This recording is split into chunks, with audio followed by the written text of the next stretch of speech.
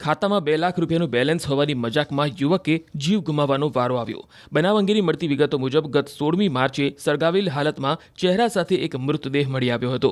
જો કે યુવકનો ચહેરો સળગી ગયેલ હાલતમાં હોવાથી તેની ઓળખ કરવી પોલીસ માટે મુશ્કેલ બની હતી, પરંતુ પોલીસે અલગ અલગ દિશામાં તપાસ શરૂ કરી।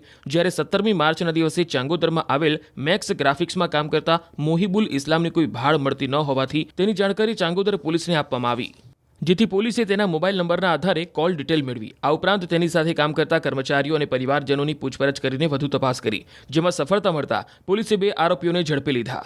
મૃતક અને આરોપીઓ છેલ્લા 25 દિવસથી સાથે કામ કરતા હતા।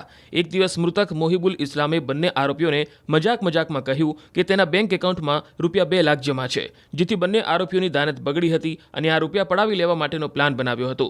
તેમણે મોહિબુલ ઇસ્લામ નામના યુવકને ગળે ટૂંપો આપીને હત્યા કરી દીધી। જો કે ખાતામાં તપાસ કરતા તેમાં માત્ર 850 રૂપિયા જ મળી આવ્યા હતા। પોલીસે સમગ્ર મામલે બંને આરોપીઓની ધરપકડ કરીને કાયદેસરની કાર્યવાહી હાથ ધરી છે। રેલવે ટ્રેક પર એમ કે ભાઈ આપણે આ રીતે આ બાજુ ફરવા ચાલીએ ઓર ત્યાં જે છે આપણે બેસીએ તો ત્યાં બેસીને જો એના નેકમાં જે જીપ ટાઈ હતી આ જીપ ટાઈ તેને મારવાની કોશિશ કરી હતી।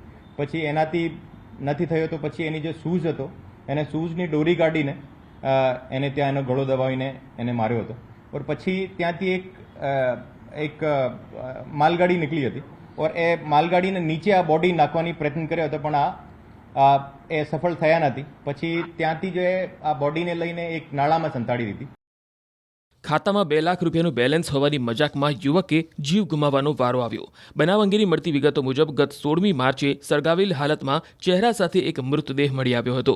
જો કે યુવકનો ચહેરો સળગી ગયેલ હાલતમાં હોવાથી તેની ઓળખ કરવી પોલીસ માટે મુશ્કેલ બની હતી, પરંતુ પોલીસે અલગ અલગ દિશામાં તપાસ શરૂ કરી। જ્યારે 17મી માર્ચના દિવસે ચાંગોદરમાં આવેલ મેક્સ ગ્રાફિક્સમાં કામ કરતા મોહિબુલ ઇસ્લામની કોઈ ભાળ મળતી ન હોવાથી તેની જાણકારી ચાંગોદર પોલીસને આપવામાં આવી, જેથી પોલીસે તેના મોબાઈલ નંબરના આધારે કોલ ડિટેલ મેળવી। આ ઉપરાંત તેની સાથે કામ કરતા કર્મચારીઓ અને પરિવારજનોની પૂછપરછ કરીને વધુ તપાસ કરી, જેમાં સફળતા મળતા પોલીસે 2 આરોપીઓને ઝડપી લીધા।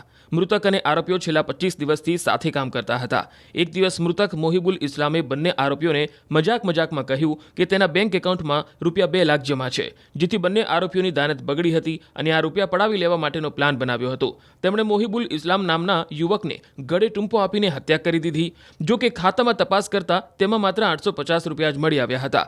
પોલીસે સમગ્ર મામલે બંને આરોપીઓની ધરપકડ કરીને કાયદેસરની કાર્યવાહી હાથ ધરી છે।